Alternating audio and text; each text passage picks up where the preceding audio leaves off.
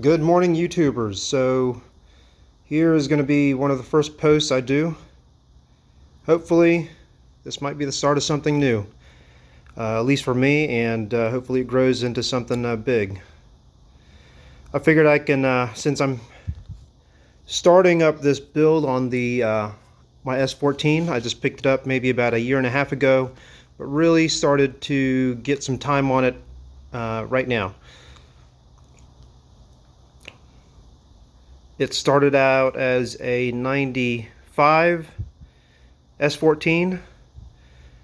It happened to be in excellent condition, and a lot of people are wondering why am I just going ahead and chop it up. Well, for one thing, it's had a really good body on it, very minimal rust, but the interior, other than the steering wheel, absolutely perfect. Almost a time capsule. Seats are in excellent condition.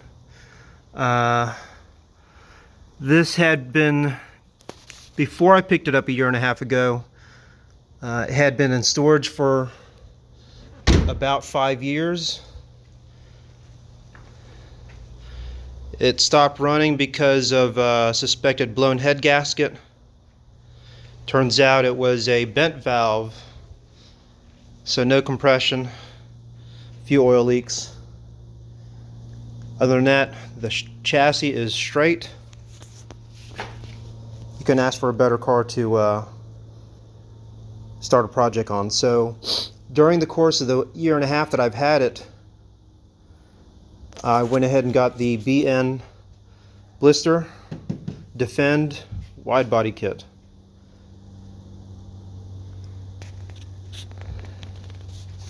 That took right under a year to get, so now I have it mocked up.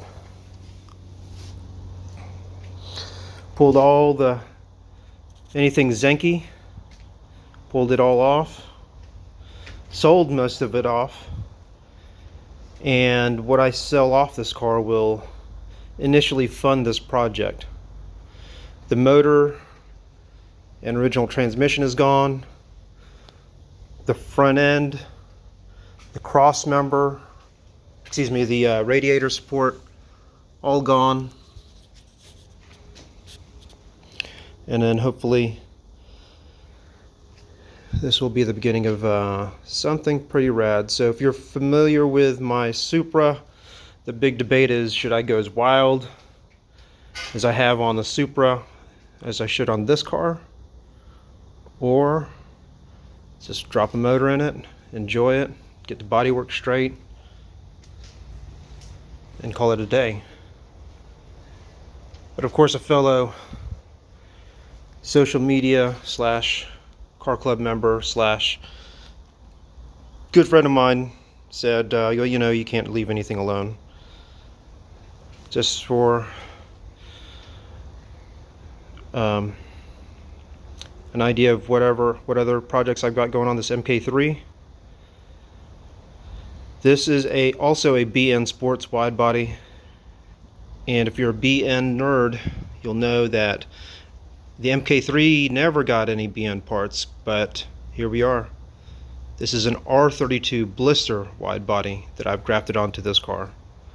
So if we can get that far, let's see what we can do with a straight install. One thing about BN kits a lot of people don't know is that they are very, very rough. They are, if you can look in the glare, you can see that texture. That is right out of the box. Okay. Yes, you'll see them on drift cars, but drift cars aren't necessarily pretty up close.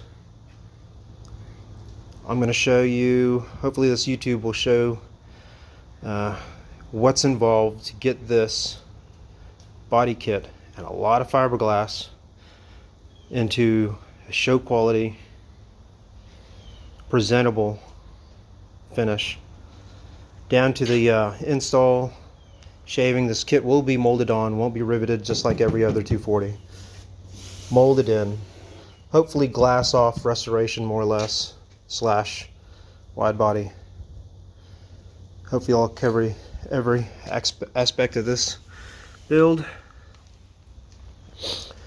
A lot of it has been taken care of by some friends of mine. One guy in particular, Mike, has fully rebuilt the rear end. Obviously I can't show much other than a donut, but inside there's full Megan arms. We've got some solid bushings, a newish gas tank, actually an aftermarket gas tank, which is extremely hard to find, made in the US, OEM fit. JaxFab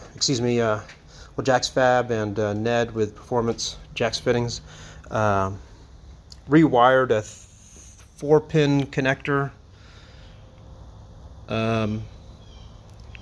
Top hat, if you will, for the fuel tank to wire up into the older model.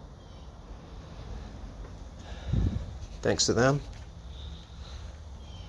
So right now we just have some fabulous profound donuts. A little bit of paint chip, a little bit of sun fade. Oh yeah, look at that, slick top. I heard those were hard to find. Here we are, I got one. All the glass is perfect. Interior is perfect. For the interior, I just plan on some Recaro buckets. We'll see how long that lasts. I'll delete that back cover. You can't imagine how complete this car was. If it had been running, it could have been easily one of those 5-digit retail cars or whatnot. But in typical 7346 ARC fashion, let's take a perfectly fine car and let's chop it up and build it into something nice. And yes, I am a fan of the aftermarket depot sonar lights over OEM. I never liked the OEM. Well, at least now they're fading, their chrome is chipping, and they're insanely expensive. It's just ridiculous how much they are. I mean, coming from the Supra world, you can buy brand new Supra taillights, a pair of them, for $160 from Toyota, and everyone wants their faded lights for $1,000. Yeah, that's not me. So hopefully this will give you an insight of what's to come on this YouTube channel. Down to the finish, fitting, restoration / build. I can already tell you that I am going to flare the arches here. If you look down the side, BN kits force you to run some insane negative camber. I want mine near 0. So all you Stancy boys, this is not for you. We will be getting the wheels out of my... Oh. Yes, I do have one of these too, a wheel storage lot. Lots to choose from. I can almost say those Gartmeyers back there will end up on this car. But that has never been the case where I call out a wheel and I end up with it. But so far that's in the lead. Well, here you go. That's the walk around. A few dents here and there. Minimal rust. Straight chassis. S14. Getting the full BN treatment. Huge fan of the BN cars. I have the BN Supra, MK4, MK3, now S14. And for those that know me well, I do have an SC400 in my back pocket, which will eventually get the BN Blister treatment.